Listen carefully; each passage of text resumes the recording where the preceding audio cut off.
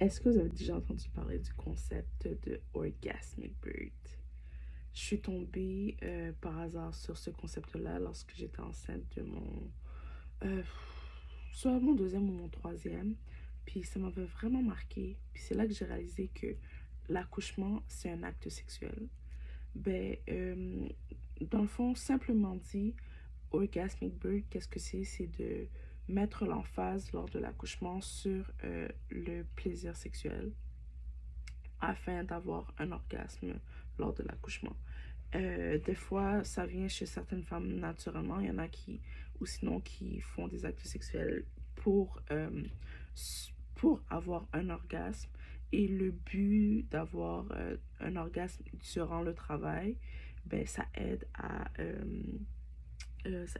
j'ai pris des notes, ça aide à diminuer la douleur, ça aide à sécréter des endorphines, ça remplace les points de pression, euh, puis ça aide à relaxer. Donc, vous pouvez vous masturber pendant le travail, entre les contractions, soit vous masturbez ou votre partenaire vous fait des attouchements. C'est selon vos envies. Ben, ce qui est bien, c'est que ça va forcer à créer une intimité. Parce que c'est pas quand l'infirmière va rentrer dans la chambre que tu vas vouloir avoir de rapport, à moins que ce soit ton trip, chacun son trip. Mais c'est ça, va se forcer à vouloir créer cet espace d'intimité pour avoir ces rapports-là. Et pendant l'accouchement, ben, c'est ce qui est nécessaire pour faire accélérer le travail.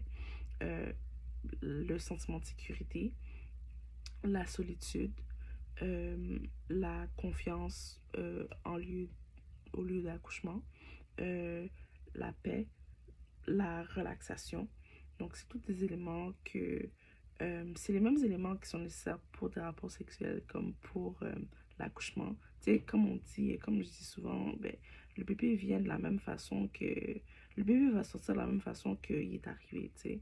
Donc, quand le bébé a été conçu, ben, le bébé a été conçu ben, dans une intimité. Alors, c'est la même chose qu'il faut recréer euh, pendant l'accouchement. Donc, c'est un concept que j'avais trouvé vraiment intéressant. J'étais comme, wow, I like that. I want that. Bon, je l'ai pas eu, mais écoute, c'était ça mon mindset. Puis mon travail s'est tellement bien passé. Je m'étais jamais imaginé avoir des relations durant mon accouchement, euh, soit solo ou avec mon mari. Mais je voulais un orgasme. Je suis comme, ah, si je pourrais avoir un orgasme, that'd be nice. Je voulais juste conclure en disant que pourquoi j'ai voulu parler du Orgasmic Bird, c'était juste pour amener un nouvel élément qui peut être possible durant l'accouchement. Puis le but, c'est pas nécessairement d'avoir un orgasme, c'est vraiment de changer le focus. Au lieu de se concentrer sur les contractions, oh les contractions ça fait mal, ben, l'important c'est de avoir ton focus sur autre chose, d'être capable vraiment de te laisser aller pour vraiment mettre les choses de côté pour avoir une expérience d'accouchement, une belle expérience d'accouchement. Donc, comme dans mon petit exemple, mon focus n'était pas sur oh, pas avoir mal, mais mon focus était sur avoir un orgasme. Donc, j'ai pas eu d'orgasme, mais j'ai pas eu trop de douleur. Alors, it's a win for me. Alors, c'est ça. Donc, le but, c'est vraiment changer ton focus. Pas focus sur la douleur, mais focus sur quelque chose de positif. Moi, c'était un orgasme, mais est-ce que tu peux focus sur le fait que chaque contraction te rapproche du bébé?